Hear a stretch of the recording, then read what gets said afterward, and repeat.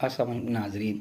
बाज़ औक़ात जो है बच्चे सर के बल गिर जाते हैं, चोट लग जाती है, या कोई नौजवान अगर जैसे मोटरसाइकिल से किसी हादसाती तौर पर उसके सर में चोट लग जाए तो यहाँ सबसे पहले आर्निका 1 एम सॉरी जो है पहले रेस्टॉक 1 एम दी जाएगी और उसके बाद आर्निका, उसके बाद हाइपेरिकम 1 एम की एक डोज़ देने के बाद फिर हाइपेरिकम 30 के 4 डोज़ बच्चों में 2 कतरे और बड़ों को 5 कतरे रोज़ाना दिए जाएँ। तो इनकी ये जो हेड इंजरी होती है जिसके बाद फिर उनके हाथ पाँव में थोड़ी सी ऐसी कैफियत हो जाती है जिस तरीके से वो सही तरीके से प्रॉपर काम नहीं कर रहे होते हैं और बाज़ औक़ात फिस्ट पड़ने लग जाते हैं, जैसे दौरा पड़ता है मिर्गी की टाइप का, इस तरीके की जो कैफियत होती है वो भी ठीक हो जाती है। तो मेडिसिन को एक मरतबा दोबारा नोट कर लें। रेस्टॉक के बाद आर्निका,